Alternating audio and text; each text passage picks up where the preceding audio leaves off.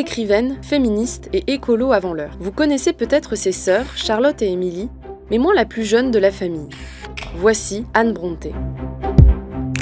La critique sur Anne Brontë s'est beaucoup développée ces 20 dernières années. L'image qui en est donnée est beaucoup plus hardie, audacieuse que ce qu'on a l'habitude de croire. Les sœurs Brontë, futures romancières à succès, et leur frère Branwell grandissent dans l'Angleterre du 19e siècle, dans un petit presbytère du Yorkshire. Élevés par un père vicaire et leur tante, après le décès de leur mère, ils ont accès à l'éducation et se prennent de passion pour l'écriture. Dans la fratrie, Anne est la plus effacée. Elle est un petit peu vue par ses sœurs comme celle que l'on doit protéger, la petite dernière, ce qui ne l'empêche pas de faire partie de la fratrie, d'écrire avec sa sœur Emily, puisque les enfants Brontë écrivaient des sagas. Donc il y avait cette alliance. On a d'ailleurs pensé que certains des romans avaient été écrits à plusieurs mains. Sous l'impulsion de Charlotte, les trois sœurs publient anonymement leurs poèmes sous le titre Poems by Currer, Ellis and Acton Bell, le dernier étant le pseudonyme d'Anne. Mais le génie des sœurs Brontë est propulsé grâce à la publication de Jane Eyre de Charlotte en 1847. Son succès pousse l'éditeur à avancer la parution des Odes de Hurlevent d'Emily et d'Agnès Grey, le premier roman d'Anne. Dans cette autobiographie fictive, elle raconte l'histoire d'une jeune femme de bonne famille qui devient gouvernante pour aider financièrement ses parents. Elle critique le manque de morale chez les enfants de certaines familles riches. Mais alors pourquoi n'a-t-elle pas connu la même postérité que ses sœurs, devenues des incontournables de la littérature anglaise? Parce que son style est plus sage que celui de Charlotte ou d'Emily. L'écriture d'Agnès Grey est assez réaliste,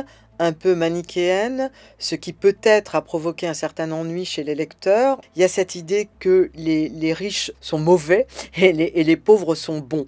Et il y a un peu cette division tranchée, peut-être un peu naïve. Il n'y a pas cette espèce de passion, de fougue qui anime surtout les Odes de Hurlevent, un peu moins, mais néanmoins Jane Eyre. Ce qui n'a pas empêché Anne de marquer ses contemporains avec son deuxième roman, La locataire de Wildfell Hall, en 1848. La structure de l'histoire est plus complexe. Elle utilise le récit enchâssé pour raconter le destin d'Hélène, une femme qui se sépare de son mari, alcoolique et coureur de jupons, et qui doit subvenir à ses besoins et à ceux de son fils. On ne quittait pas son mari à l'époque victorienne, et lorsqu'elle a claqué la porte du domicile conjugal, on a dit que cela avait résonné à travers toute l'Angleterre victorienne. Cette œuvre est considérée comme l'un des premiers romans féministes. On a même comparé Anne Brontë à Mary Wollstonecraft, la première féministe des temps modernes, ce qui est quand même quelque chose. Plus sobre dans son style d'écriture, mais pas moins piquante dans ses idées, Anne Brontë dénonce de manière très directe la domination masculine à travers le personnage d'Hélène. Elle impute la domination et les abus que peuvent commettre certains hommes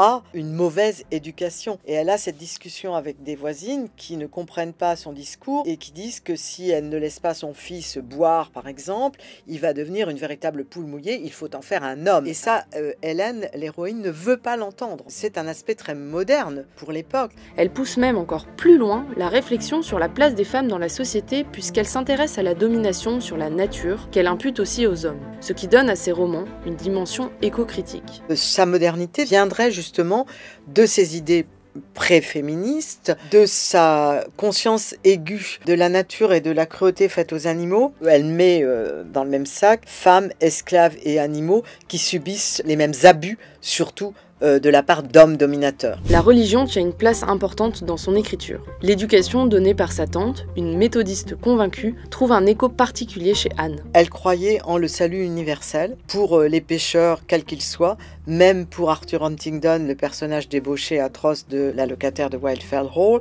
Elle croit que tout aussi endurci qu'il soit comme pécheur, il peut espérer le salut universel. Les écrits du poète William Cowper, très portés sur la morale, sont des sources d'inspiration qu'elle gardera jusqu'à la fin de sa vie, en 1849, à 29 ans. Ce qu'elle dit à propos de ses propres ouvrages, c'est qu'elle espère avoir contribué à améliorer l'humanité, et que si ça a pu servir à ça, eh bien c'est tant mieux.